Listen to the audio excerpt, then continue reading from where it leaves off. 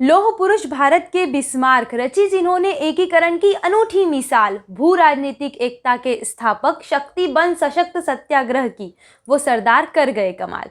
नमस्कार, आपका स्वागत है India fastest information platform gangs of media में और मैं शिवानी पंडित हाजिर हूं खास दिन की खास खबर के साथ।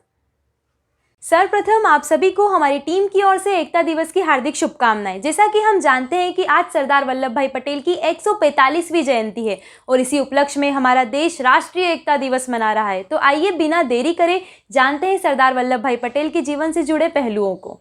सरदार वल्लभ भाई पटेल का जन्म 31 अक्टूबर 1875 को गुजरात के नडियाद में हुआ था। वे एक स्वतंत्रता सेनानी और आज़ाद भारत के पहले गृह मंत्री थे।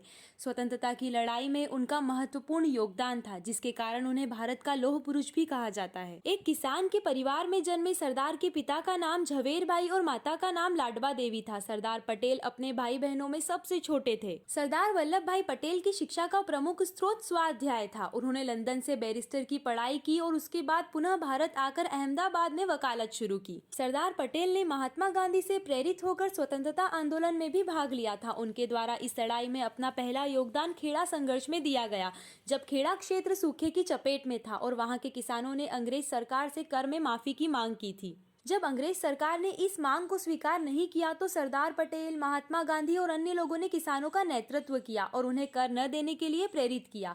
अंत में सरकार को झुकना पड़ा और किसानों को कर में राहत दे दी गई। सरदार उनके नाम के साथ कुछ यूं जुड़ा। सरदार वल्लभ भाई पटेल को सरदार नाम बारडोली सत्याग्रह के बाद मिला, जब बारडोली कस्बे में सशक्त सत्याग्रह के दौरान उन्हें बारडोली का सरदार कहा गया और बाद में सरदार उनके नाम के साथ ही जुड़ गया। आजादी के बाद ज्यादातर प्रांतीय समितियां सरदार पटेल के पक्ष में थी। गांधी जी की इच्छा थी, इसलिए सरदार पटेल ने खुद को प्रधानमंत्री की पद की दौड़ से दूर रखा और जवाहरलाल नेहरू को समर्थन दिया। बाद में उन्हें उप प्रधानमंत्री और गृह मंत्री का पद सौंपा गया, जिसके बाद उनकी पहली प्राथमिकता देशी रियासतों को भारत में शामिल करना था। इस कार्य को उन्होंने बगैर किसी बड़े लड़ाई झगड़े के बखूबी निभाया। 30 अक्टूबर 2018 को प्रधानमंत्री नरेंद्र मोदी जी ने सरदार वल्लभ भाई पटेल की 143वीं जयंती पर स्टैच्यू ऑफ यूनिटी का अनावरण कर उसे देश को सौंपा था।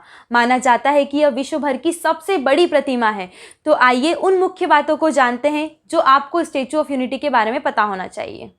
182 मीटर ऊंची सरदार वल्लभ भाई पटेल की यह प्रतिमा विश्व की सबसे बड़ी प्रतिमा है। और भी बहुतेरी बातें हैं जो आपको इसके बारे में पता होना चाहिए। जैसे सबसे पहली कि यह प्रतिमा अमेरिका के स्टैच्यू ऑफ लिबर्टी से दोगुनी है। जहां इसकी लंबाई 182 मीटर है, वहीं स्टैच्यू ऑफ लिबर्टी की लंबाई 93 मीटर है। दूसरा, नर्मदा नदी पर है स्थित। यह प्रतिमा गुजरात में नर्मदा नदी पर सरदार सरोवर बांध से 3.5 किलोमीटर की दूरी पर बनाई गई है और इसकी लंबाई इतनी ज्यादा है कि इसे 7 किलोमीटर की दूरी से भी देखा जा सकता है। तीसरा, 1700 टन है इसका वजन। इस प्रतिमा का कुल वजन 1700 टन है, जिसमें पैर की हाइट 80 फीट, हाथ की ऊंचाई 17 फीट, कांधे की ऊंचाई 140 फीट और चेहरे की ऊंचाई 17 फीट है। प्रतिमा का निर्माण राम वी सुतार की देखरेख में हुआ है। चौथा, 3000 करोड़ रुपए है करीब खर्च। इस प्रतिमा को बनाने में करीब 3000 करोड़ रुपए का खर्च लगा है। इसकी आधारशिला 31 अक्टूबर 2013 को सरदार पटेल की 138वीं वर्षगांठ पर रखी गई थी, जब पीएम मोदी गुजरात के मुख्यमंत्री थे।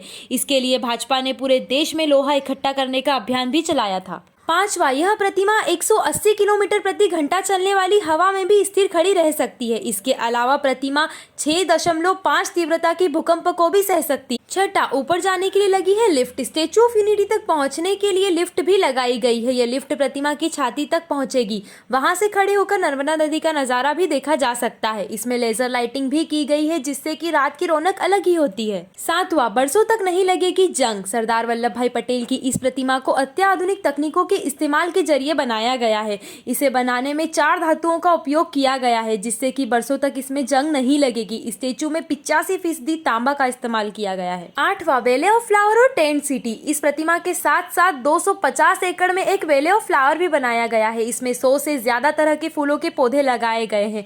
साथ ही यहाँ आने वाले लोगों के लिए खास तौर पर टेंट सिटी भी बनाई गई है। दोस्तों, ऐसे ही एकता की प्रतिमा हम सभी के अंतर मन में विराजमान है। बस हमें सरदार वल्लभ भाई पटेल की तरह दृढ़ता का दीपक जलाने की आवश्यकता है, विशेषकर तब जब हमारा देश ऐसी विषम परिस्थितियों से जूझ रहा है।